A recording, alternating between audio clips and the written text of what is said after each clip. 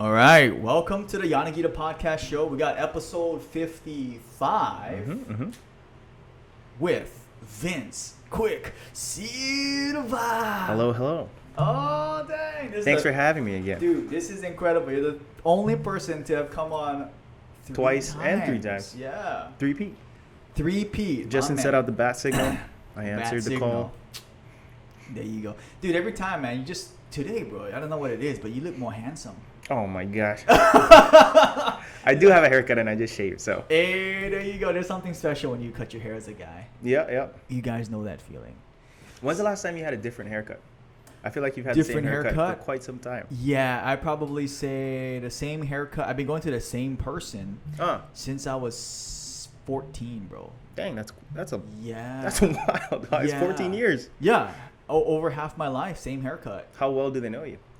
I think she knows really well. Dang, that's crazy. Because all throughout high school, shout out to Anna Salon. She's right next to Maui Ohana Karaoke. I feel like we had this conversation before. Yeah, she's really good. I like the fades that she does. It just keeps it simple, 20 minutes in and out.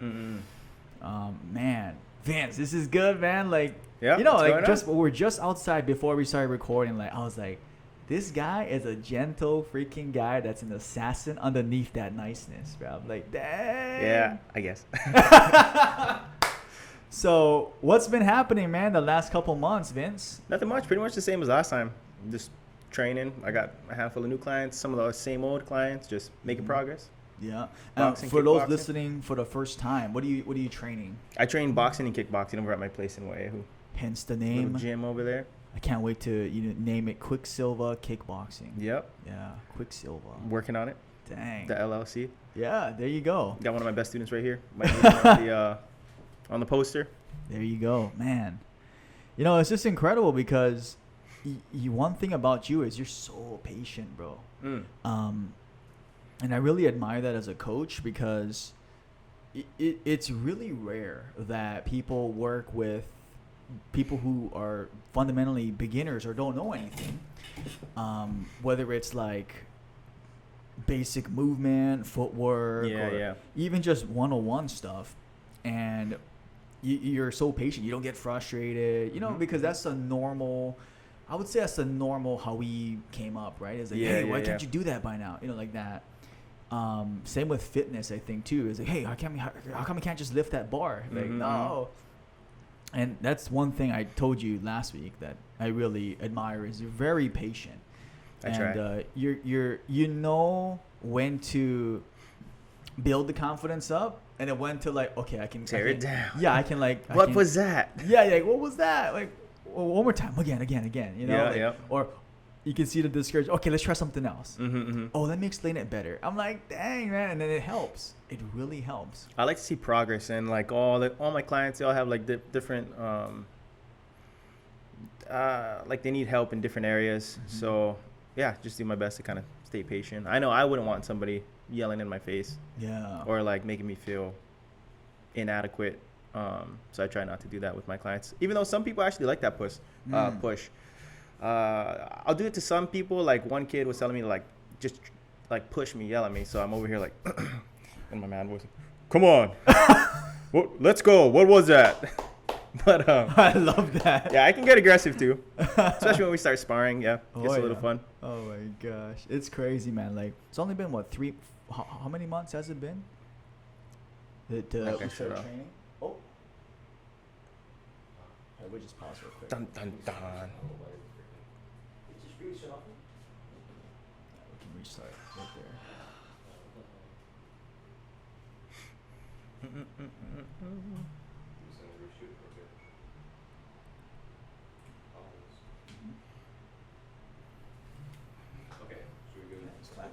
From where we were? Yeah. Just slow it back. I'll edit it. So, you know what I wanted to ask Vince, because this was pretty recent, the Connor and the Dustin fight. Yeah, I was the gonna bring third it up fight. too. Like, what happened there? What do you think? I know you watched it. Well, I personally thought that it was the teep kick right before he like threw that left straight that hit Dustin's elbow. And then there was like another still shot of Connor throwing that leg at for a leg kick that was hitting kind of like Dustin's knee. And then but then later on, it came out that Conor said it himself, but I don't know if it's fabricated or if he just had an excuse ready to go. He had like stress fractures from like sparring with no shin guards on for so long. But I think it's kind of more from like inactivity. He hasn't won a fight in like 5 years. His last win was against Eddie Alvarez in like 2016. That's his last win. Yeah, that's his last freaking win. Oh. And after that he lost to Floyd. He lost to Khabib. I lied. He beat Donald Cerrone. Oh yeah. But that was kind of like Donald's on his way out anyway. And then he lost to Dustin twice. That's right. That was this year, huh? Yeah. Wow. Yeah, January and just this July. Wow. 6 months later. But yeah, he had a bunch of stress fractures, and then I guess it just kind of cracked. I watch him go on like a rant talking about how people pull out and he doesn't pull out of fights, which I guess is kind of commendable, but win some fights, you know? Yeah. Or like fight. I think maybe like Rafael dos Anjos would be a good one. Or I don't know. The lightweight division is pretty stacked right now, but yeah, he's got to fight somebody. I guess he did it with Cowboy at welterweight, but yeah, he was at welterweight. Yeah, he was the lightweight champ, but he's 3-1 or 1-3 at lightweight. He lost to Dustin twice. He lost to Khabib, and he beat Eddie. So how crazy is that? He's a lightweight. He was the lightweight champion in 2016, but he's only won 1 out of 4. That's crazy. Fights. Yeah. He was a lightweight champ, won 1 out of 3 fights. Yep. I think he's on like all MMA careers kind of finished similarly. You know, the BJ Penn kind of prolonged it. I don't know if he's still thinking about fighting, but it's not really like a happy ending story for the most part. Yeah. Could be for Conor though, because he's got his like whiskey. I think he just bought like a Lamborghini yacht. Dude, that guy is like, he's balling. He's good to go financially. Quit. Yeah. I think we talked about it last time too, but like GSP, like he quit and he's done. So, but he still trains because he's a martial artist. Yeah. Him and Khabib are the only guys that I can think that went out on top. Yep. Right? Because Khabib too, undefeated. Dude, Khabib's actually undefeated as a coach right now. Really? Yeah, he's 4-0. Wow. In people's corners.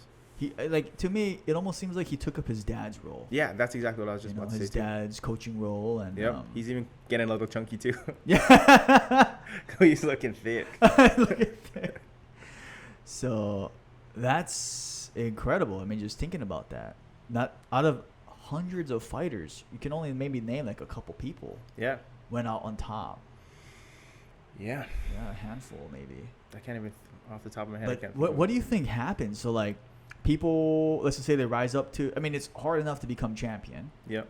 And then you hear it all the time when champions, actually in any sport, right? This could spread out, not only MMA, but when they say when they're the gold medalist or the first place, that the target's on their back and they have to evolve. Yep. What do you think goes through their mind? I mean, I think it's just like the high of like being a winner, you know? Like after you win a fight, you're just like, I'm the man. This is the greatest. Like you can't beat that feeling. So you always kind of search for it. But even past your peak on the decline, you could get away with winning a few fights. You know, like I still got it, but like the top tier guys are just gonna grind through you because there's always like a next generation coming through. I used to count the generations of like, you know, the UFC 1, and then like the like Chuck Liddell Tito era. Then there was like BJ after that. Then like Anderson's era, and then now we're all the way into like there's the whole new era, Adesanya. Yeah. It was like Conor McGregor was the era, and then it's like the next one, and the next. There's so many now you can't even. It's all like one mosh posh of skill and technique, and it's always getting better and better. Like even since Conor's last fight with with Eddie, like in that 2016-17 era, there was no there wasn't really any calf kicks. No calf kicks. And then in the last and heel year, hooks. Yeah, and heel hooks also. Yeah, those things. Yeah. In the last year, there was just a load of calf kicks. Year, 2 years. Yeah, I think Gaethje kind of brought it on, and then I think Benson Henderson was the first guy to kind of kick calves. Benson Henderson would like kick calves and punch thighs, like. But the thigh punches didn't catch on, but the calf kicks translated. Because in Thai, they go for thighs, huh? Right. And that's sore. But like when you hit that calf, I I was sparring with one of my clients the other day, and he did like it was like an unintentional good check. He kind of like flinched, and I was like throwing like a soft leg kick, and he hit right in like my calf muscle, and my calf was like hurt so bad, even through the shin guard. Wow. But I could imagine what it's like just repeatedly getting smacked in your calf. Blast, no shin guards, which is what I think Connor was sparring with.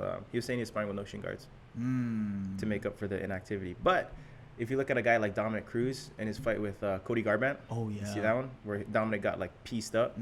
So the reason Dominic had both his feet taped in that fight was because he came off of like a long layoff, then like pushed for 3 months hard, and I think he always has like a list of injuries, but he had like plantar fasciitis in both feet just from like using his feet so often that he came in compromised, and then Cody just pieced him up. Yeah. So like especially when you're training, pushing too hard, which is almost what Connor did with stress fractures in his shin, messed him up pretty good. And then in the fight, he broke his shin. That's crazy. Insane. Off of a punch. I think that's the craziest part, is he was rotating for the left straight, and it snapped. That's crazy. Yeah, just from instability or like this compromise. Oh. You know, and that's the thing, too. Like, when you hear fighters who train super hard for the camp, and then they'll take a just big, like, they don't train. Yeah. Versus like the people who are champs for a long time, or like GSP and Khabib are very famous for saying like there's no off season. You take 1 week off and then you just jump back in. Even now GSP's still training. That's crazy. He's got a set hair on him now. Yeah. Yeah. He looks a little lighter. He's still training like constantly. Crazy. But I don't think he's gonna fight again. I don't know if he's over 40 now. Yeah, I think so. 40. And I don't know if Khabib's training, but he is looking. Yeah, he's probably just eating. He's probably still training, just eating whatever. Yeah. I've seen a couple of videos of him in DC, like coaching the AKA guys. Oh yeah. And they're just like, "Is that all you got? You guys want to be champions? Hold that plank!" And there's just a room full of guys just like dying, and they're yelling at him. It's not like you can argue with a double champ and like an undefeated like long-term champ. Yeah. You got two of like the best guys in the world telling you to push. Yeah. Yeah. That's crazy. I can't even imagine, you know? And that's why the question, man, the last podcast, like, when is Vince gonna come out, man? Like, because you're young. You're 27, bro. Yeah. That is kind of old in fight years. But, I don't know. But you see all the current champs, though. 37, 38, you know? A lot of them are older. They're like mid-30s, honestly. Mid-30s, yeah? I think around 30 is your peak. But whether you're a heavier or a lighter fighter, kind of comes on sooner or later. Yeah. Because I know, what's his name? The light heavyweight champ now. What's his name? Jan. Yeah. Yep. That guy is 38. I think he was... and he beat, what's his name? Israel. Yeah, he beat Izzy. At 38, bro. But I think he was... he's one of those like comeback stories. You know how like Poirier lost? Yeah. And then came back. Jan lost. I think he was 2-2 in the UFC, and they were going to cut him. And then he went on a tear. I think he beat like Luke Rockhold, Chris Weidman, Thiago Santos. Oh, that's right. And maybe Cannonier, but yeah. Anyways, he became the light heavyweight freaking champion. Yeah, reminds me of what's his name, Fabricio Verdum. Oh yeah, coming on late when he. That guy was like on a losing streak. He beat Stipe. And then when he guillotine choked. Leading up to that, the Kane. Yeah. Or he beat Stipe and Mark Hunt. That's right. Yeah. Set the record for strikes landed. Yeah, because he was 36 or 37. Yeah. And something like he switched training camps to Rafael King's MMA. Yeah, Rafael Corderos. That's like the old shoot box guys, right? Yeah. Like Vanderlei, Anderson, Shogun. Yeah. Old school. You see, I think he's training Mike Tyson now too. Oh, that's right. Cordero, yeah. You How saw crazy is that? Yeah, I remember seeing that. Dang. But yeah, it's incredible because you see people switching training environments. Yeah. And they just sometimes it's good, sometimes it's bad. There's like two schools of thought, which was one, you should have a camp like design around one person, or two, you should have like a bunch of killers in a camp and then everybody kind of like comes up together. Oh. Like speaking of Stipe, he's out there in Cleveland. He's just grinding with the same people that he's been grinding with this whole time, but nobody's like, oh, he fights out of the same fight, like another fighter fights out of the same fight as Stipe Miocic, you know, or Who else? I'm drawing a blank here, but I know there's more. And then there's the other school of thought, which is like what the hell? Like AKA or American Top Team. Oh, yes. You know, there's like a bunch of people, like or Team Alpha Male. Yes. A bunch of killers in one room, and they all kind of like help each other get better. Ah. But like Connor has, like, he almost has a singled out camp. Mm-hmm. SBG. That's right. What are your thoughts on that? Like, in the two schools of thought. I don't know. I think it depends on the fighter, because like I think TJ Dillashaw, he almost, I mean, he trains with a bunch of people now, but when he was with Team Alpha Male, he did very well. But then when he just like pieced out with Dwayne Ludwig, and it was just them training together at Team Elevation, I think. He was the champ and killed it. Speaking of TJ Dillashaw, he fights next week, and I'm pretty excited for that fight. Dang. Yeah, TJ he's coming off a 2-year suspension. He popped for EPO. Oh, against Henry Cejudo, yeah. Yeah, he fought at he failed the 125. drug test. Yeah, but I know. What are you saying? No, I was gonna say it's great because the UFC before they were saying it was so easy to like cheat drug tests, and versus now it's a lot more stringent. Yeah. So and it's almost like, I mean, cleaner fighters are better, but it almost kind of like made more decisions. There's less jacked guys out there fighting. Yeah. You know, like the old Pride days, the like, original UFC days. Kevin Randleman, that's the guy I couldn't think of last time I was here. Oh Lord, yeah. Kevin Randleman, Mark Coleman, Dan Severn. Alistar Overeem used to be massive. Oh yeah, dude. Pre-USADA. Oh my god. Oh. Eating horse meat. Yeah, horse meat. You know what I mean? Like, Dude, he was. That guy would have to cut. He could have like placed in Mr. Olympia. Yeah, he could have. When he fought Brock Lesnar with those knees. How jacked. I think that was probably the heaviest heavyweight fight of all time. Two guys cut down to 265. 500 plus pounds in the freaking ring at once. That's crazy. Tighten the bolts, you know. I know. Big giant gloves. Yeah. XXL. Yeah. Crazy. Dang. But yeah, you don't see that anymore. Yeah, not really. Like, even all the heavyweights, like, except for Ngannou, which is like, he's a freak, but yeah, a lot of the heavyweights, if they're like around teetering like 265, they're usually a little chunkier. And then other than that, they're like 240. Right. Cardio machines. Yeah. And it's crazy because those guys at 240 could fight at light heavyweight. Dude, there needs to be like I mean, I don't know. I know boxing has. I should probably know more boxing like weight classes, but they just have so many. It's hard to freaking remember. But their pounds, they're like 4 to 6 pounds in increments. Yeah. And the UFC is like, it goes 25, 35, 45, 55, 70, 85, right. 205. The jump from 85 to 205 is 20 pounds. And then from 206 to 265, that's like massive. It's like 50 pounds. Yeah. I want to put the lightest heavyweight.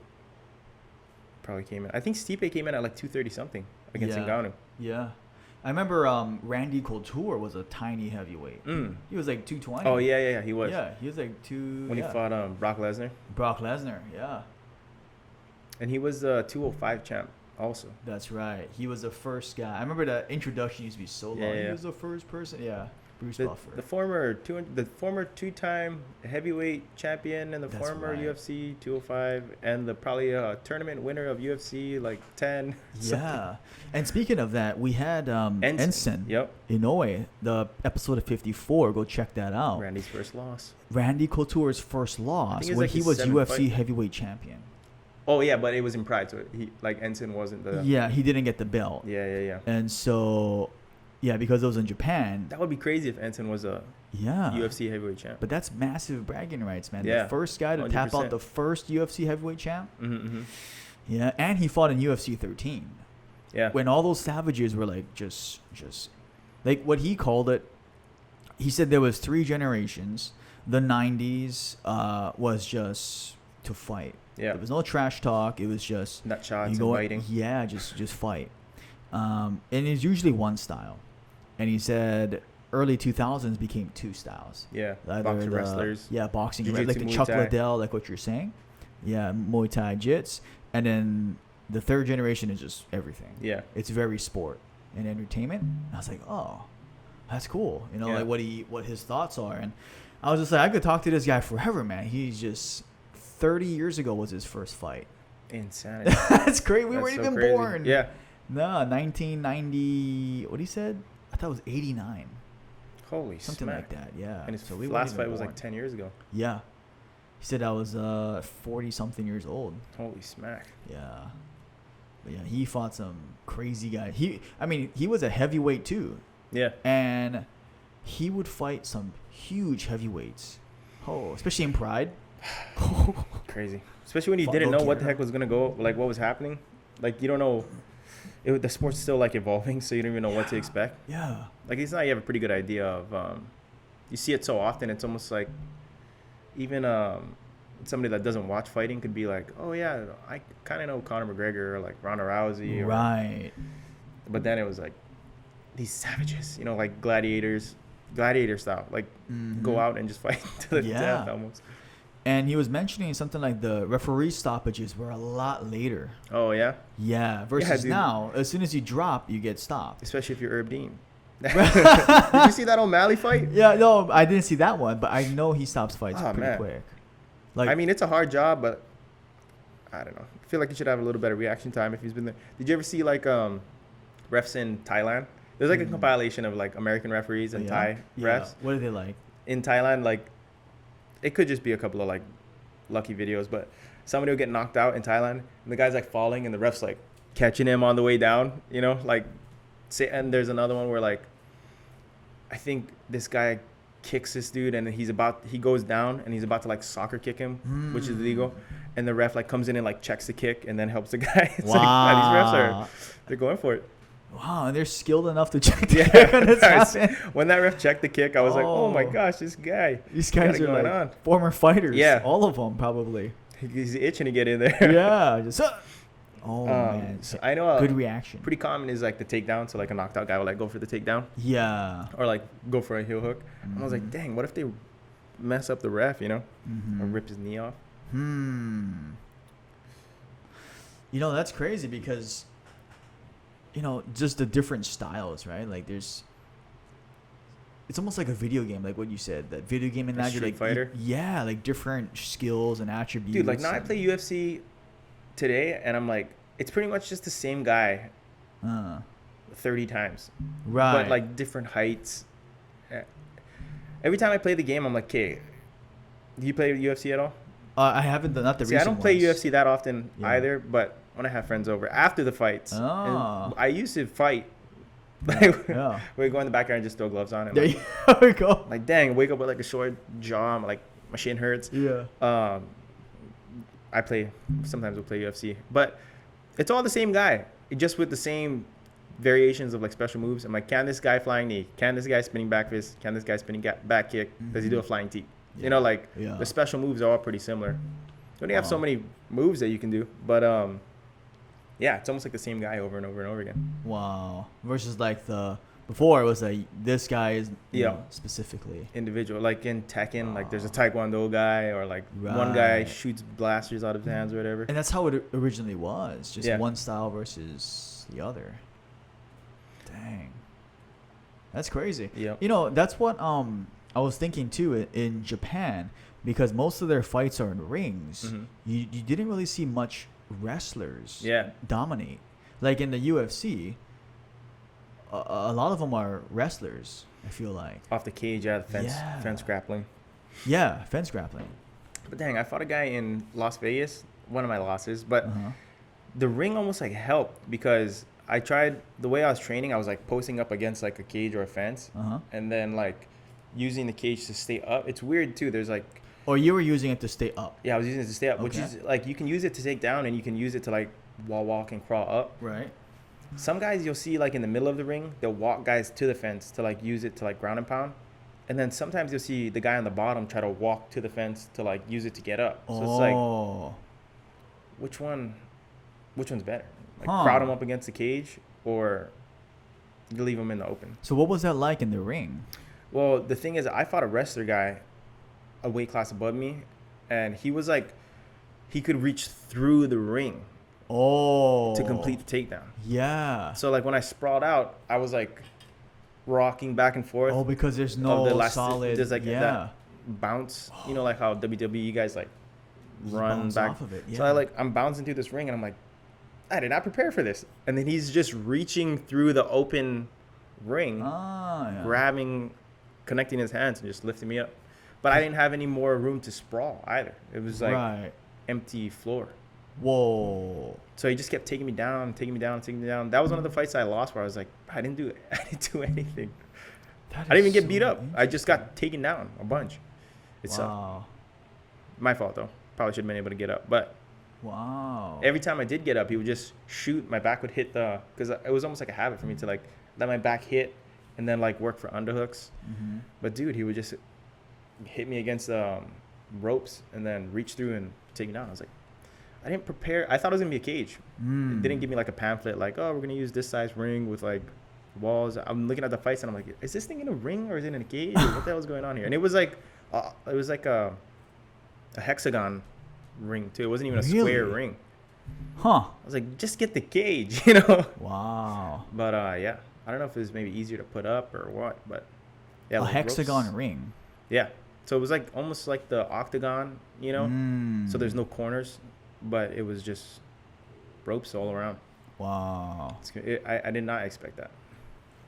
So that's crazy. So if you get taken down, you were more so by the ropes, or were you more like centered, or like I was getting taken down off the ropes. So off like my back's on the ropes, and he was just reaching through the ropes. And you would just fall right there. Boom. Yeah. Well, he would like either sit me back and pull my legs out, or like turn the corner and then like complete the takedown. Wow. But and your head wouldn't like stick out of the ring or anything, or? I remember my butt was kind of sticking out of the ring.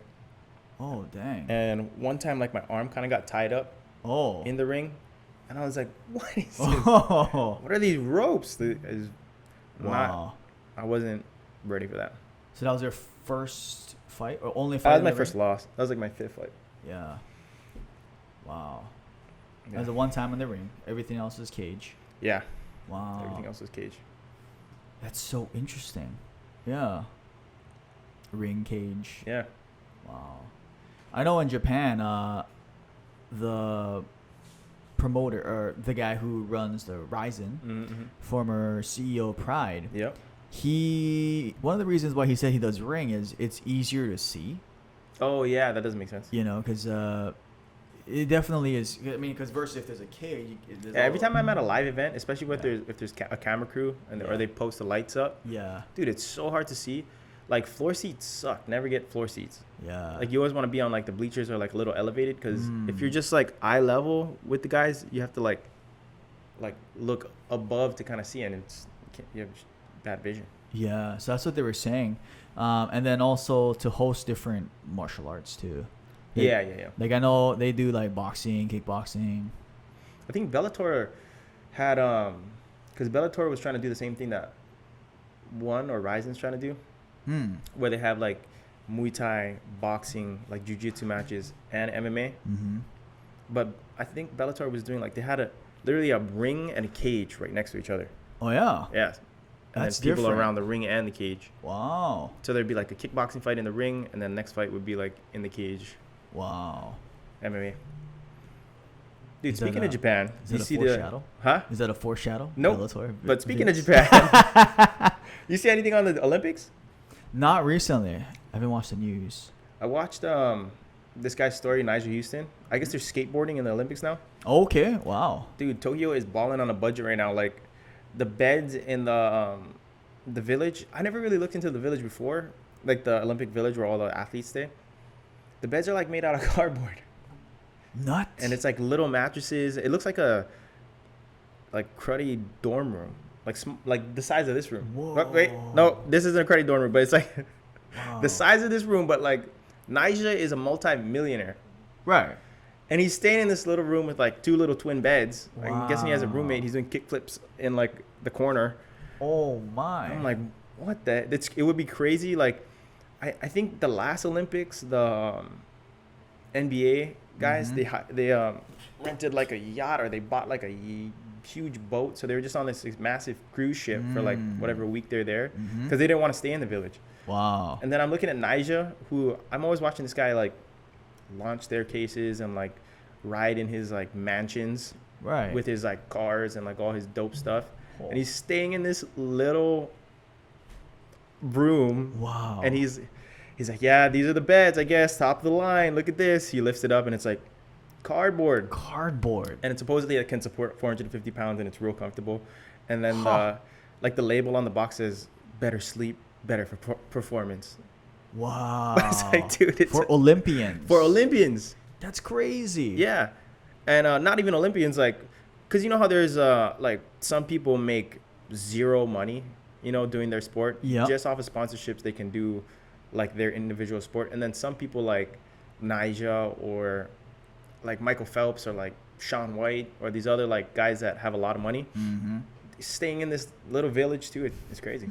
It looks unfinished too. Like, I want to show you this freaking like the skate park. I watch I don't know. I like watching. I don't know how to skate at all, but I like watching the Street League. Rob Dyrdek's like he has like a Street League series, but their courses are like so crazy. They do I don't even know what to. I can't even keep track of the board. Like flips and like rotations and grinds and I don't even know. It's like Tony Hawk's Pro Skater like 1000. It's insane. Wow. The kind of tricks it's kind of like MMA. Like it kept evolving. Yeah. You can only do the same trick for so long before you got to do something crazy. Right. All the different flips. But this Tokyo Olympic skateboard like arena, it's still plywood. Oh. They didn't even finish the top. There's not even like it's just plywood. Wow. It's crazy. What a time. What an Olympics. You mind if I bust out my phone? You gotta see. Yeah. Bust it out. Oh wow. What a year. 2021 Tokyo Olympics. This is it's pretty crazy. And I know there's like a public backlash to stop the Olympics. Let me see this. What is this? Oh wow. Try to go forward a little. Oh, yeah. You see the plywood ramps. Oh wow, plywood ramps. Wow. And these are all like multi-million-dollar skaters. Yeah. Hey, friend. I guess that's the big section. Wow. It really is plywood. And even the back, it looks like an abandoned amusement park or something. Yeah, you know, looks like a abandoned industrial area. Wow. And all the Olympians just stay here. Yeah, I don't know how it's gonna be. Wow. I was watching a thing on Wow. I guess they used recycled wood from like all over Japan. Yeah. And dang, like they're gonna take the wood apart and then use it for other stuff later. So the way they put it together isn't permanent because they're gonna deconstruct it and use it again. Which I kind of understand, but I don't know, it just looks unfinished for like the Olympics, you know? Right. And that's so unusual of Japan. Yeah, they because usually show out. They do really good. And were they vying for the Olympics for a while? Like, they were pre-COVID. They were trying to get it. Yeah. Yeah, Tokyo. Yeah. And then I guess I don't know if COVID like messed up their finances or what. Gotta because they switched leaders, prime minister. Oh, gotcha. Yeah, they changed prime minister, and I know that is a big thing too. And then there was a huge public backlash to not have the Olympics, cancel the Olympics. Because in China it like messed them up, yeah. Because they did build such like a huge facility that was like nice, and then it just like it wasn't used for anything after that. Yeah. And there was like stray dogs everywhere, and it was like Will Smith and what's the zombie movie? Oh, No. which one? I'm Legend? Oh yeah, it was just him and the dog. Yeah. Yeah. I Am Legend. Yeah. That was there. Yeah. No. I'm just saying that like the Olympic facility was a ghost town after the Olympics because like nobody's gonna rent that. They weren't using it for anything. Yeah, it was just a huge there for nothing. Wow. You know, you got to figure like Tokyo must have thought something like. I mean, it must have been last minute. Yeah. Because there was talks to. I mean, it was already pushed back 1 year. And they're probably getting a lot of people. It's probably 50-50, maybe less. Oh, it's supposed to be 2020, yeah. Yeah, last year. Yeah. So last year was for sure closed. But dude, and that actually messes up all the other Olympics too. Like for 2020. Oh, wait, are they gonna do it in 24 or 25? Does that mean that they would skip? You know, That's it's every 4 years. Good question. Yeah, it's every. Would 4 they do years. it in 3 years from now? Because it was like. I wonder. Yeah, I wonder. If it'd be 2024 or that'd be weird. I think a lot of people don't realize, just like MMA, you don't make. I had somebody asking me questions like, so how much money would you make for a pro fight? And I'm like, how much followers do you have on Instagram? You know, how much hype do you have? Well, say you have like a decent amount. I'm like, I mean, you might get your hotel room paid for and the flight. And then after you pay your coaches, if you pay them, maybe nothing. Yeah. You know, if it's your first pro fight. Yeah. And then, like, even the UFC, the way the pay structure was with, I think Venom is a little more, but because that's the new sponsor of the UFC. But Reebok was like, some people are making like $2,000. Wow. If it was like your first fight in the UFC and you don't have like a huge sponsor backing you that was like approved by the UFC, which is pretty much only Monster at this point. Wow. Yeah, you just don't make a lot of money until you're like either have a lot of fights, become a champion, or you just have like a lot of hype. Wow. But like the Olympians over, like, dang, I'm saying like a lot again. The Olympic like gold medalists, they don't make a lot of money either. You know, there was this girl, you know, Kyla Harrison. Sounds familiar. So she's I think 2-time gold medalist for the Olympics, and she didn't make a lot of money, so she started fighting MMA, and she's doing pretty good now. Oh, that's the boxer.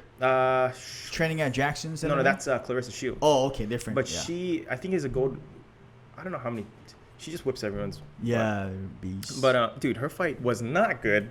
No. I'm pretty sure like they're trying to set up Kyla Harrison versus Clarissa Shields. Yeah. Kyla would just rag. Pretty much, Clarissa's last opponent got tired from beating Clarissa up. Wow. And then Clarissa like ended up on top, like finishing her because the other girl was tired. Oh. And her record was like 10-5 or something, you know, like not good. And Clarissa's supposed to be like this, like the new, like undefeated fighter coming in. I think she's 1-0 in MMA now. But even Kyla Harrison's first couple of fights, even till now, she just dominates. Like the same Ronda Rousey, like take down armbar, take down armbar, take down armbar. Because she was a grappler. Kyla, was judo. Oh, judoka. And then Clarissa is a boxer, but dude, Clarissa has negative wrestling defense. See, you know, this is so crazy because I was talking about this with some friends, and they were like, what's a easier base to start MMA? Is it striking or is it grappling? It would be just wrestling. Wrestling. Yeah. You're on your feet and on the ground. Like wrestling is probably, I feel like it's just deja vu. We're kind of the same stuff, but wrestling is like you get to pick where the fight takes place. As to where like striking, if you get taken down, you know, you're probably won't have like the best. Like your chances of winning if you're a striker on the ground are a lot less. Same thing if you're trying to get somebody to the ground. Right. But you can't, then you got to stand with them. Yeah. But wrestlers just dictate where the fight goes. So I would say wrestling. Yeah. Wow. Yeah. There you go. Wrestling. Yeah, that makes sense. I mean, because you do dictate up or down or. Wow. That's why what made GSP so good, even though he wasn't like, cause I don't think they have like wrestling programs in Canada. I'm sure there's like an Olympic thing, but like I don't know if it's in high school or if they have like college wrestling. Yeah. But, he said he had no experience. Yeah, but the reason he did so well is because he would just take you where you. Sometimes it would be boring, but he would just take you where you are not good at fighting. Seemed like Khabib, right? He would just dictate the pace, where it goes. Khabib was different because he would just take you down and beat you no matter what style you had. Smash. Oh, you're a wrestler too? Yeah. I'll smash you. Send location. Yeah, send location. That's right. Send me location. Oh, man. Yeah, those guys are crazy. Beating up, taking down wrestlers. Yeah. I remember all like Koscheck, GSP, Fitch, all these collegiate high-level wrestlers. The lay and pray. That's what they called it. Yeah. But you just be taking somebody down. It's like, why wouldn't I just stay on top of this guy for 15 minutes and win? Right. Like low low risk, high reward. Yeah, low risk to lose. Like this, do you know who Aaron Pico is? Yeah. He's a budding featherweight, maybe bantamweight. I know he's gone as high as like lightweight, maybe welterweight. He's in Bellator, right? Yeah, he's in Bellator. But dude, this kid is like one of the best collegiate wrestlers of all time, and he was Golden Gloves, or not, maybe Golden Gloves, but I know he would box under Freddie Roach for a long, long time. Like, and Freddie Roach was like, "Bro, this kid has everything it takes to be a champion." High wrestling pedigree, crazy striking, crazy cardio. But what he would do in his first, I want to say like 4 to 6 fights, is he would just go out there, swing for the fences, and he would knock guys. Dude, you got to see these knockouts. It's like clean knockouts to sleep. Don't even need follow-up shots. Wow. I think he was 4-0. Then he fought somebody that just had way more experience, and he got like he's been knocked out like maybe 3 times now, out cold, because he plays that game where it's like I have what it takes to knock you out, even though they do. But he kind of like he was throwing all like he was just risking it all to get searching for that knockout, because dude, when you have knockout power like that, you just look for that switch every time. Right. But then if that other guy's got knockout power, then I mean, you're taking that gamble every exchange. And then after his last fight not his last fight, a few fights ago, I want to say in like 2018, dude, they both were flash knocking each other out, back and forth. And then Aaron swung, missed, and the guy clipped him. Aaron went to sleep again. I mean, I think he was 4-2 at one point. Like one of the greatest prospects of all time is now like 4-2. Yeah. But he went to Greg Jackson's in his last like 3 fights. I think he's just been using a lot more wrestling, a lot more wrestling. And he's fighting smart. So hopefully he picks up another like heavy win streak and goes on a tear. But yeah, I like watching that kid fight. See, but that's incredible. I mean, you think about that, like, from just, trying to knock the guy out to make that change. I think he's only like 24 too. Oh. Yeah, young. Wow. Young kid. People listening, like, what do you think? Like, people want to know, like, what is the psychology going into a fight? It kind of depends on the person, but for the most part, it's like you don't know what to do with your nerves, because the like anxiety of anticipating what's gonna happen. It's almost like you're so scared of like a roller coaster, but then you get on the roller coaster and it's over, and you're like, oh, that wasn't that bad. Right. So to help ease the nerves, what do you see people doing? You mean before the fight? Yeah, right before. Like, I've seen some people try to like sleep and take naps. Really? I've seen some people just sit with their like knee bumping in the corner. Oh, wow. Like just shaking and it's just nervous energy. Yeah. It's like what do you like to do? Be nervous and shake. Be nervous and shake. I think I was in it. Yeah, I don't know. That goes away as soon as you start. I was just talking with a buddy of mine. I was like, I can't even if there was no like video recordings of my fights, like on YouTube or like on other people's phones, I don't think I'd remember what happened during the fight. So I didn't even know what the heck I was doing before. But I can't remember the fight itself. Wow. Like I remember some instances, but not like I don't have a clear like, oh, in round 2 I decided to, you just kind of like black out for a little. You lose a lot of like your you practice so much. Maybe some of the special ones, they'll like have clarity in there. Maybe like 2 of my fights I had that, where you just kind of like hit the zone and you're like, okay, I know what I'm doing here. Yeah. But then sometimes, especially if you have an aggressive guy, or like, you know when you see people come out and they're like touch gloves and they start like feeling. Yeah. Sometimes you get a guy that just comes out like guns blazing and just starts swinging. Then you're like, I didn't plan for this, Yeah. Then you just kind of like, unless you're really good or you're used to the situations or real confident in your skills, you'll be able to like negate that and like stay like present. But I don't know. A lot of my fights, especially my first ones, were just like eyes roll back, blackout. What happened? I won. Yes. Wow. Yeah. that makes exact sense why people always say experience matters so much. Yeah, for sure. Just being comfortable. Like, that's why it's important to put yourself in like all these uncomfortable situations when you're like sparring or like you're tired. You're doing like Shark Tank or like Bull Ring, or just people, fresh guys coming in where you're like tired and you've been in the, like, you've just been there before. Yeah.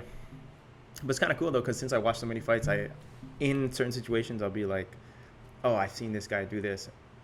Like I have a catalog of like situations in my head that I've seen, and even though maybe I didn't do it, I can kind of like pick that and like emulate it a little. Yeah. Going into that, like, why do you think people fight? I mean, I just like asking this. I don't know, dude. I don't know why even I like fighting so much. Yeah. You feel like it's just a human nature thing of this confrontation, combat? Yeah, I think it's just ingrained from like I just saw a video talking about like how recent society has like civilized from like thousands or not millions of years of savagery. Yeah, like warriors, Vikings, samurai, all that. Since the industrial era and post-industrial era, now we just gotta all be civilized. Yeah, from like, that's a good point. Like our brains are wired to respond in a certain way, like gladiator, like from Romans time around, just gladiator, like isn't the Colosseums were built to like quell the violence craved by like masses, so the society so the society would come together and like just be at peace to watch these people fight, because there was no war going on. So they made them fight, lions and tigers, each other, gladiators, and like so people would gather to see this, like blood sport kind of thing. And then like even today it's not like sometimes people will post like, oh yeah, I'm going to war tonight, and they're fighting MMA. I mean, I guess you're kind of going to war, but are there swords, like are you going to war or are you just gonna go fight some guy in your undies? I mean, it's pretty nerve-wracking and it's hard, but it's not war. Like nobody's dying. Like there's brain damage and CTE, and like Connor broke his dang ankle. Like there's risks involved, but you should be okay. The odds are you're okay. Wow, that's a good point. Up until just 150 years ago, I mean, it's just there were violence. Warriors all over. Samurai was still around. Yep.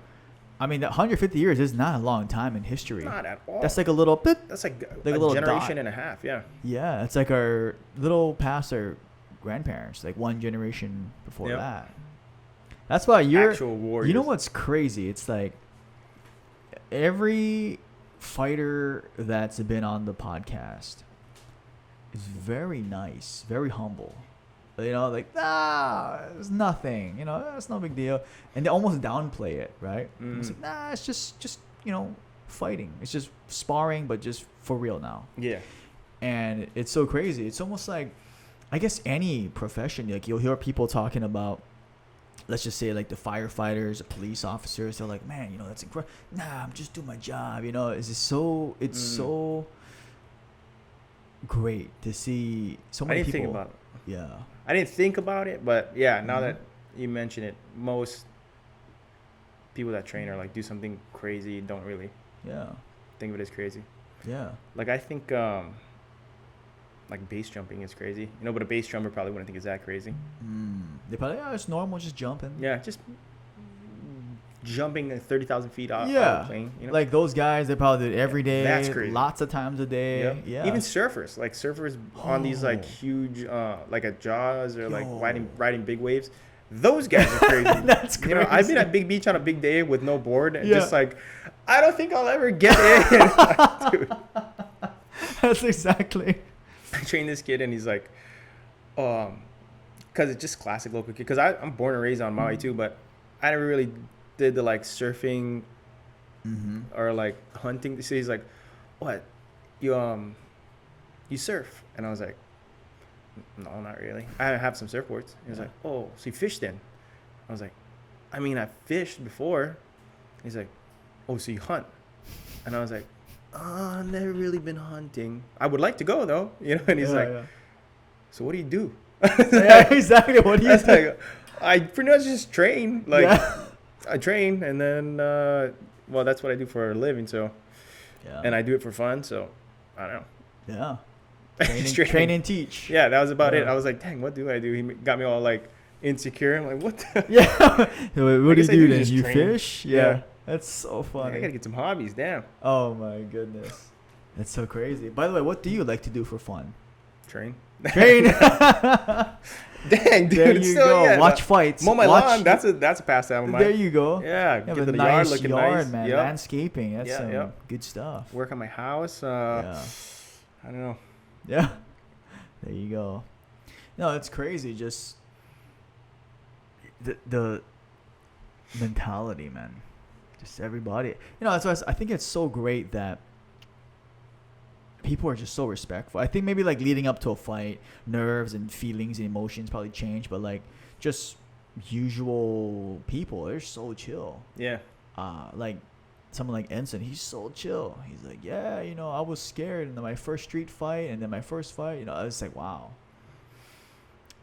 And to see that like realness, I think, like, dang. It's like, I think I tried to quote the Bruce Lee thing last time. But Which one? It's like, if I tell you I'm good, or dang it, I think we paused the podcast for this last. Oh, there you go. It's something like, if I tell you I'm good, you think I'm boasting. No, if I tell you I'm good, you'll think I'm boasting. If I tell you I'm no good, you'll know I'm lying. Yeah. That's what. So if you get a guy that's like, oh yeah, dude, when it's go time, I just see red and I black out and you know. It just happens. Yeah. I'm like, yeah, but did you train at all? Yeah. Usually those, it's the guys that know they know how to fight that probably don't know how to fight. Yeah. But they know. Yeah, that's true. Yeah. That's so crazy. That's with any profession, I feel like. Like, you feel like the great, I guess any industry, like you see like, let's just go with like firefighters or police officers, the great ones. They're like, oh yeah, you know, I just love helping people, love what I do, saving people, whatever it is. Whereas like, yeah, I've been in here for 2 years. Man. Yeah. I'm a tough guy. I'm the best. Yeah, I've been. Like, have you ever heard Michael Jordan say, "I'm the greatest of all time"? Yes, Michael Jordan. Have you ever heard him say it though? No. Because people just say it for him. Yeah. Muhammad Ali would say that, he would though. Say. Okay, He'd be like, I am the greatest. That guy was crazy, though. That's positive. That was some positive affirmation, though. That is some serious positive affirmation. Maybe well, he was saying it. That puts a hole in that. Yep. Because he was saying that leading up to the Sonny list, before he was champ. Yeah. He was like, the champion should be handsome, and then this and this. I am the great, you know. Yeah. I am the greatest. It's so crazy. And especially in that era. Mm-hmm. Oh, dude, I just watched Sorry, I just watched Four Kings. On Hulu. Yeah, how was it? It's a boxing documentary. It was between dang it, watched it like 2 weeks ago. It was Sugar Ray Leonard, Marvin Hagler, Roberto Duran, and dang it, I always get this guy. One of the greatest boxers of all time, from Chicago, Detroit. Damn it. Wait, Sugar Ray Leonard. By the way, that guy is a legend too. Dude, I have to think of this guy. Yeah, Sugar Ray Leonard. It was crazy because they put you in like that time where what was going on. There was, I didn't know, like between Sugar Ray Leonard and Marvin Hagler. Marvin Hagler was like, and I could begin into. I just watched a documentary like 2 weeks ago, but Marvin Hagler was not your typical like voice at the time. So like he was almost like he had like a darker feel to him. So like he never got sponsors. Like nobody wanted to sponsor him. Oh, yeah. And he wouldn't get like big fights because people just didn't like his personality. But like Sugar Ray Leonard was like the golden child kind of guy, and he got all the sponsors. Like he was on It was Wheaties, but he was on like Coca-Cola commercials and like drinking, drink Coca-Cola and you'll be like me. Yeah.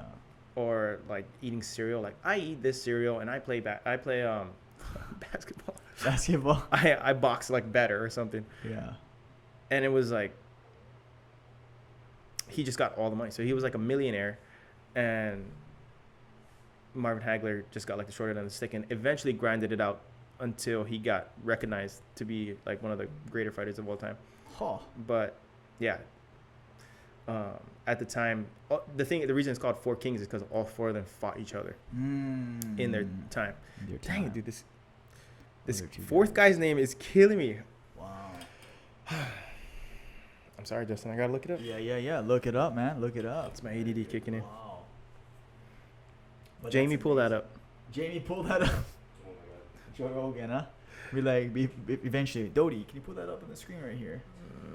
Hey, that's gonna be the thing. Then we gotta get a screen. Dude, we already have a screen in the back over here, Dodie. Yeah. Oh, Tommy Hearns. Damn it. Tommy Hearns. I knew it. I think that's gonna be the eventual. Have a TV screen here. Yep. Dodie, pull that up. Dude, and that would Dodie's be gonna be sick. synonymous with this podcast. That would be sick. Where's Dodie? Is Dodie still there? Yeah. But what I noticed from watching that documentary was the money fights that they played into later on. Like Sugar Ray Leonard retired, and then years later, after like the boxing game, kind of like all this stuff happened, came back, and he fought a couple more times. He fought Tommy Hearns again, like twice, and Tommy Hearns was done. Leonard was done, but like people still paid to see like two old retired boxers like just make money pretty much. Dang. And I think Tommy Hearns actually had like a lot of brain damage. Oh, brain damage. Yeah. Marvin Hagler freaking died. Wow. I think Sugar Ray Leonard just did a podcast with Mike Tyson. And Roberto Duran is probably out partying somewhere. Dude, that guy was so funny in this documentary. It's like the three other guys, and then like Roberto Duran's kind of in his own category because this is all in America, and then Roberto's from Panama. But he's just talking about like, oh no, yeah, before this fight, like, so Sugar Ray Leonard's talking about his sponsorship deals and his family and like his it's all like American kind of stuff. And then Roberto Duran's like, no, yeah, I went to this bar, hooked up with some strippers, we did some cocaine. I like he's just going off like things, dude, he's just crazy. He has this crazy lifestyle, and he's like, yeah, that's why, if I wasn't with these two girls the night before, I probably would have beat Sugar Ray Leonard, but it happens, and I was tired, I didn't have the stamina. Dude, it's so funny. But yeah, that's a pretty good documentary if you want to check out a boxing doc. That's an old adage too, right? They'll say like no sex before fights and stuff like that. I'm pretty sure that is just an old school thing. Yeah. Interesting. I want to say Tyson did it, but apparently the more you do it, the higher testosterone you have. It's like it's muscle. Yeah. What am I trying to say? Your body just produces more testosterone if you do engage in the activity. Yeah. There you go, Vince. Trying to keep it clean. Yeah. Fighting sickness with fitness. Fighting sickness with fitness. There you go, Vince. Dude, when are we gonna go Japan, bro? Dude, I don't know, but I actually want to go so bad. Yeah. Dude, we should go time it when there's a big Ryzen fight. Yeah. Because what I heard from Ensign, he's training somebody who's a heavyweight. I think he's like 4 pro fights in. I forgot his name. Sudario is his first name. Sudario, or last name. But yeah, he was a sumo wrestler turned into MMA fighter. Dang, that would be a first. He's like a young 20-something. Sheesh. Fighting in Ryzen already. And I asked him, what's it like, Ryzen, Pride. And then there was like Dream and Sengoku and stuff like that. But he said, basically, I know those two weren't run by the same guy. Which one? Ryzen. Yeah. One? I'm sorry. Sengoku and then Dream. They were like these small organizations after Pride. But Pride, he was saying that Ryzen and Pride, it's almost like a Pride, current Pride. Yeah. And so in Japan, it's promoted as Ryzen, up from, you know, the ashes of Pride. Mm-hmm. And so he said, like, the entertainment's the similar, the venue, the entertainment aspect of it. And he's like, yeah, it's, you know, it's got the same music with the confetti. Yeah, just blowing up, going nuts. So he said, yeah, it's fun to watch. I forget if it was Ryzen or One, but they always give like a medal to both of them. Oh. I was like, I mean, just give the medal to the one guy. Yeah, I think the guy not winning would I feel know. like Why did he? It's like a participation trophy. I think it's probably one. Mm. Because I don't, when I watch Rise, I don't see the guys. Yeah, they get a trophy, actually. Mm-hmm. The winners get that big trophy, you know, like in Pride. Yeah. It's a very tangible prize. How you ship that overseas? Yeah, like, exactly. All right, let's ship this home. Like Overeen's hammer. Yeah. Why don't you carry the hammer anymore? Because I got to take it through luggage in the airport. Yeah, TSA. Oh, man. Whole deal. Yeah, so we got to plan that once Japan borders open up. Yeah, that'd be sick. Yeah. Saitama Super Arena. Mm-hmm, oh. mm-hmm. Yeah. Right, just seeing the arena. I was just talking to somebody about Thailand, and they were saying, like, like just riding around, they're always trying to get you to, like, oh, come watch some fights, come watch some Thai fights. Like, bet money. They're trying to get you to just watch the fights and bet money as a tourist, I guess. Yeah. But, dude, I think Muay Thai just got put in the Olympics. Wow. I want to say. There's, like, rumblings of it. Don't quote me yet, but I think 2020, maybe it was 2024, so they're going to do 3 years. They'll have Muay Thai in the Olympics. Yeah, that's crazy. Yeah. And it's called Muay Thai. That's Yeah. amazing. Like, that's why I'm wondering, like, I mean, there's been that whole push from a decade ago or so about trying to put jiu-jitsu into Olympics. I don't know why jiu-jitsu isn't in it yet. Yeah. Well, what was jiu-jitsu, yeah. Did they take wrestling out one year? They did. Yeah. They took out wrestling, and people were like, wait a minute, that's the original Olympic sport. And then like they put it back. Yeah. But you're going to leave curling in there? Yeah, with like the little thing? Dude, sometimes, could you imagine talking to somebody that's a professional curler? Like, oh, yeah, no, I'm Olympian. Yeah. What do you do?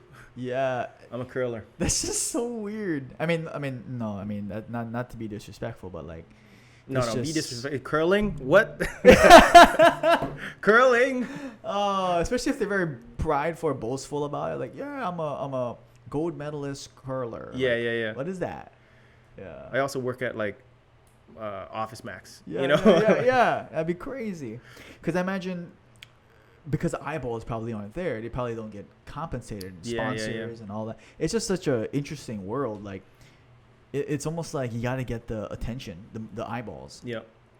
Which makes sense. I think NFL works out so well because just the way it's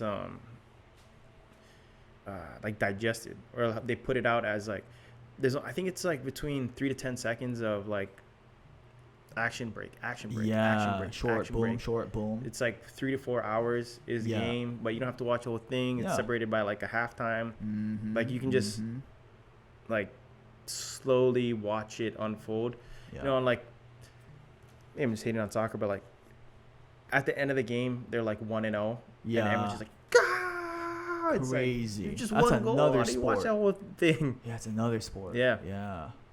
Or like baseball has a 9 innings. It like takes so long, you know? Yeah.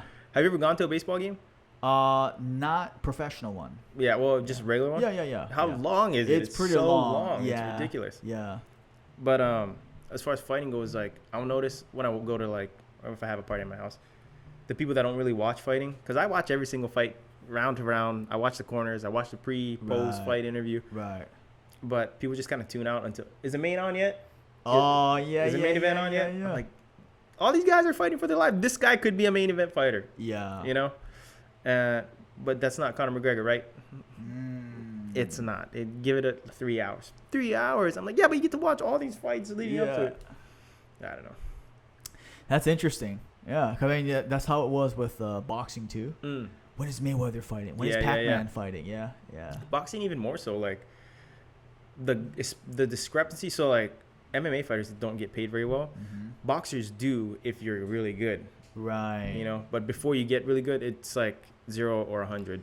Right. You know? I even heard GSP, George St. Pierre, talking his first pro fight. He only got like $1,000 or so bucks. I think he said he made more in his last couple of fights than he did throughout his entire career before that. Which is nuts. Yeah. That guy's a smart guy, though. Bro. He's very smart. I mean, you don't he's, just... The thing I like about him is he's still training. Like, he's still shredded. Yeah. He's not fat. He's just a dedicated martial artist. Yeah, and that's what he would always say. He said, I don't see myself as as a fighter. He sees himself as I am a martial artist. Yeah. You have no idea, you know? Yeah. That's his trash talk. You have no idea, and I am not impressed by your performance. I am not impressed by your performance. Yeah. To Matt Hughes. Oh, dang. Dude, that's like the most he could muster classic. up. Like, you gotta tell him something like WWE, cut a promo. Yeah. I am not impressed by your performance. That was the second fight, leading up. What? Was that his second fight leading up? I can't remember. Yeah, somewhere around there. Yeah. Oh, yeah, it was his second fight. It was because GSP had a winning streak. Oh, after the time Matt Hughes beat Matt Serra, yeah. And then GSP also beat, not Matt Serra, Trigg. Frank Trigg. Frank Trigg. And then GSP also beat Frank Trigg. And then they both rear naked choked him. Yeah. And that's why they were like, all right, you have a second shot. And that's probably why I'm not impressed. That's why I said that. Yeah. That's so crazy how that's still memorable. Too funny. Because that guy would never talk trash. Yeah. You notice that? Like, him and Khabib never said anything bad. Even him and Michael Bisping. Yeah. I think George said, like, look at this guy. He's drunk over here. And but the fight was, like, months and months and months before, like, the training camp would even start. Yeah. Yeah. Michael Bisping is one of the OG trash talkers. Yeah, he's fought in, like, 2 generations, basically. Yeah. Yeah. From, dude, like... that is I think he had, like, 15 fights before he had a title shot. Crazy. Something crazy like that. Yeah.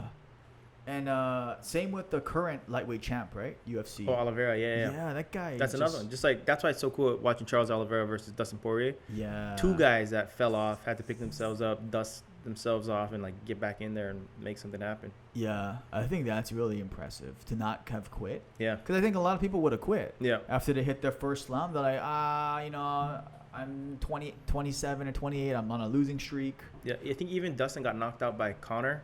Came back, won like 3-8 or something, and then he got knocked out cold by Michael Johnson. Oh, and then came back and then fought Max for the belt, fought Khabib, fought Conor twice.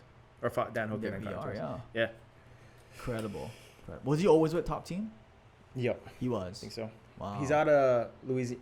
No, I think his first couple of fights, like when he was in the WEC, he was training out of Louisiana, but then he went over to ATT. Wow. That's legit. Yeah, Mike Brown's one of the more underrated coaches. I think he does Joanna Jędrzejczyk too. Mike Brown has a lot of he's a former WEC lightweight champ. Right. He just looks so different with his full head of hair and beard. Yeah. That's true. But he's killing it as a coach. Because he also trains Japanese superstar Kyoji Horiguchi. Yeah, he's still considered one of the best 135ers. His last loss years ago was Demetrius Johnson. Yeah, when DJ was on a tear. Yeah. I want to say DJ's like 30-2 now or something. I think he lost. But he did that knee. Yeah. Oh, yeah. He got caught by the down after Aljamain Sterling, Peter Yan. You seen that one, huh? So Peter illegally kneed Aljamain while he was a grounded opponent. Oh. And then Demetrius Johnson was like, that's why I fight in one. Because I like the knees to the ground. And then he got knocked out by a knee to the ground. Oh, I was like, dang, that. Dude. Yeah. That's crazy. Yeah, right after he said it. And then another one, Eric Anders. He's another guy. But he illegally kneed somebody. After he said, oh, yeah, Aljamain, there shouldn't be knees to a downward knees to a grounded opponent. And then Eric Anders kneed somebody. It was almost like if you talk shit about that fight, you almost pay for it by like something having to do with that. Yeah. That's why, like, you just see most good guys. They just chill. Like, oh yeah, I'm gonna go out there and fight. Even like some. That's crazy. Some of the fence grabs and like some of the illegal moves you see, like guys are just they're in a fight. You know, they're trying to like I've kicked the cup of somebody. You know, but it's not like I'm doing it on purpose. I'm not like this next kick I'm gonna kick this guy in the cup. No. It just like happens. You know. Yeah. I've been kicked in the cup. It's like not intentional. It's like yeah, I get it. I've done it. Dang. So Vince, what do you say, man? Before the next time you're on the podcast, what do you? Let's make a declaration and like let's make something happen. What do you want to affirm? Oh, the bro? pressure. Let's manifest something. Make something real. I don't know. Destiny's having fights soon. Maybe I'll jump on a card. Maybe next time you're on, you're in a training camp or right before. Yeah, maybe. Yeah, or after. Yeah, I definitely, because I have all these, like, I'm teaching all this, like you, I'm teaching all these, like, techniques and stuff, and then when I have friends come over, like, maybe we'll spar a little. Yeah. I'm kind of like, dang, still got it, you know? Yeah, yeah. Yeah, it'd be nice to test my, like, practice what I've been preaching, you know? Yeah, and you know, it's so true. When you teach, you learn more. Yeah, exactly. Bro, like, because how you explain things, you can only explain it like that if you really understand it. Yeah, yeah. You know, like for instance, like let's just say power clean, like an exercise. Yeah. Like, if the guy really knows it, he can make it so simple. Mm-hmm. If they don't know it, it's like, well, you want to go on a 45-degree angle, and then that's too much. I've been lifting with a friend of mine recently, and he's like, I mean, he's not unathletic. He's just like learning lifts and stuff. But I know how to do the lifts. I don't know how to teach somebody how to do the lifts. You know, like what is it? When you roll your shoulders back. Oh yes, shoulders back. Yeah, decompress your scapula or whatever. I'm like, I don't know. I just drop my shoulders when I like do like a row or something. Yeah. And he's like, flat back, or I was going between we're doing deadlifts, and I was like, I mean, you don't bend your knees, but then your back's flat.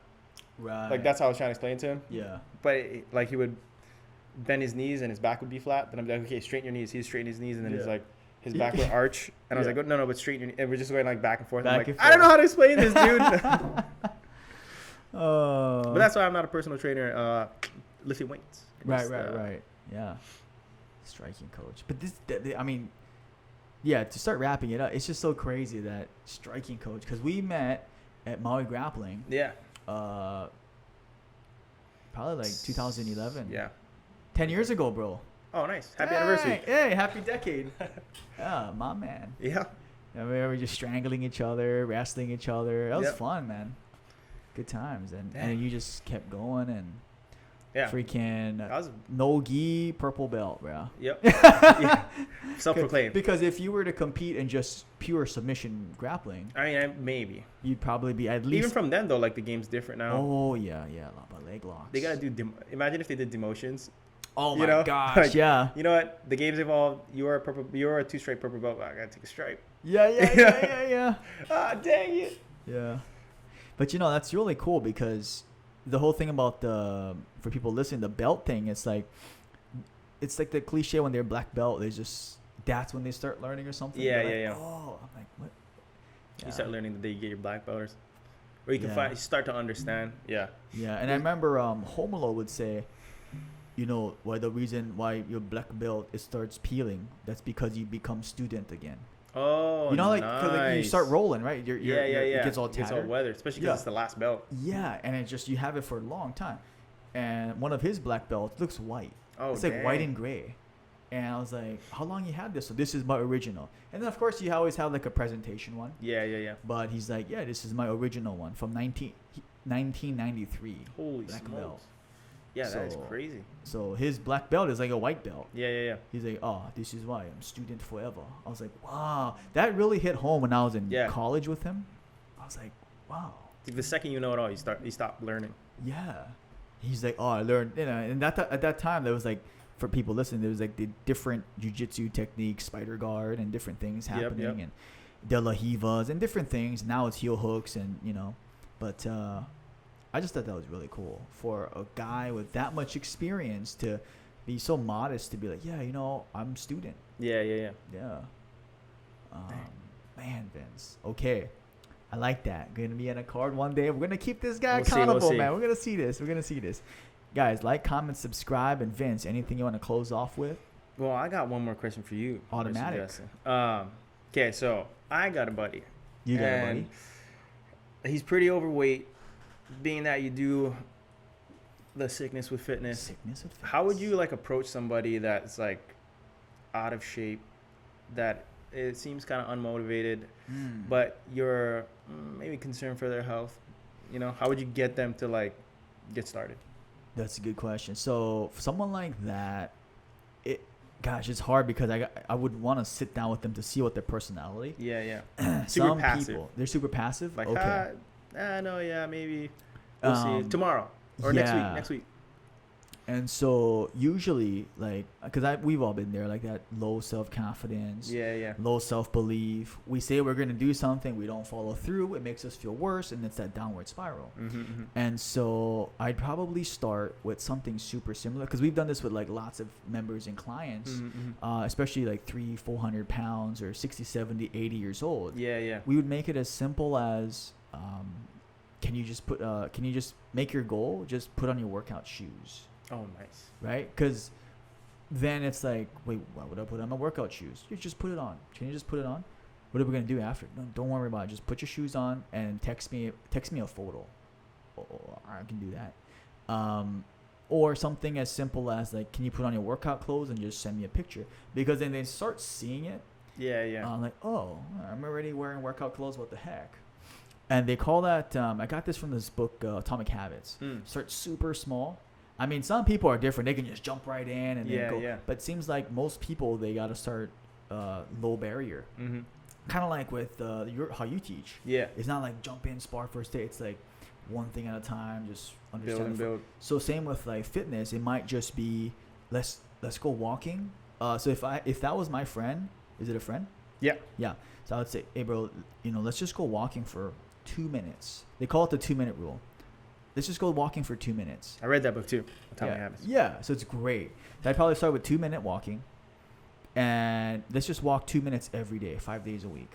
Oh, I can do that. Because then it's not scary like this, I got to walk for 1 hour. It's attainable. Yeah, because before you know it, he's going to want to be like, you know what, since we're already here, let's just walk some more. Yeah. And you want them to say that. You'll be like, you know what, let's just walk some more around the block. Make it their idea. Yes, make it their idea. Because they're going to want to just do it. And they're going to be like, you know what, what's the next thing? And then that'll be an upward spiral. Yeah. And then just like how you do and how you coach people. Start stacking. Start stacking one at a time. Oh, very good. Just affirm them, build their confidence. And just slowly, one step at a time. So it could be 2 minutes every day for a week or two. And then it becomes, hey, since he might be like, hey, Vince, do you mind if we just walk a little bit further? Yeah. Because he might start feeling, oh, we're already out here. I got my shoes on, got my clothes on.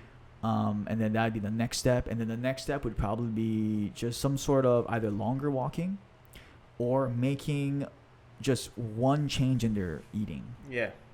So if they're like a soda drinker, say like not worrying about the whole nutrition. Just like, hey, so I think that Coca-Cola you drink 3 times a day. LaCroix. Yeah, let's try sparkling water. You still get the fizz. Tastes kind of good. But they'll start feeling it. Yeah. And just one thing at a time. Yeah, I would start there. And you do that really good with like coaching and boxing, kickboxing. Yeah. So just like fitness, I think just in general, the art of coaching is very similar. Start small, stack the wins. Yeah. Know when to build them up. Know when to be like, hey. But that's probably way later. Because when I teach like fighting techniques, it almost like it's almost secondary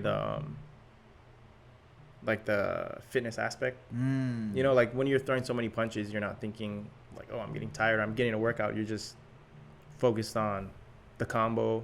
I get it all the time where like I'll be holding mitts with somebody for like 2 minutes, and then towards like the last 15 seconds they're like, dang, like I'm getting tired. Because it's just like fun or they're having a good time. And that's the thing too, if he seems like someone like that, I try to make it fun. So instead of thinking about fitness, kind of like instead of thinking about make the fitness a secondary, say, hey bro, why don't we go walk down to over here? Let's go. You want to walk together? Yeah, let's go walk together. And then that becomes the main process. We're going to walk to Sack and Save or whatever. And then, that's kind of far, but whatever the distance is. And even like working out. The first time it can be, that's why groups are so good. Yeah. It can be, and that way they'll be like, oh, we're having fun. There's music going on. And then they link it with it feels good. Yeah. and not work out so much where they're like, I can't get out of bed the next day. You do that good. And it's just like, yeah, it's almost like that one step at a time. Yeah. So where it's not like fitness is the goal, it's just, hey, let's just go walking. That's the goal. And then you can talk story or lifting weights. Distraction. Yeah, like lifting weights. Of course, eventually you want it to be like, hey, focus on, but specific. in the beginning, Down it's the like, line. yeah, it just, hey, let's just go to the gym. And let's just, even if it's simple as, hey, let's just go to the gym and let's just do 5 minutes of treadmill. And then we can go Target and grab what you want. Yeah. That sounds reasonable. Are you sure just 5 minutes? Yeah, let's just do 5 minutes. And after a while, they're going to think, wait a minute, I should just do more. Yeah, this is 10. Yeah, because you train your brain to go to the destination and just put on your clothes. Yeah. Enough times, it's habit. Yeah, that's what I would do. Heck yeah. Yeah. That makes sense. Good stuff. Art of coaching. Yep. Yeah. So I guess that's a wrap, guys. Episode 55 with Vince Sylva, the first three-peat. Yep. And soon to be four-peat. Yeah, no, thank you guys for everybody tuning in, and this guy is a handsome beast. Humble handsome beast. I try. HHB.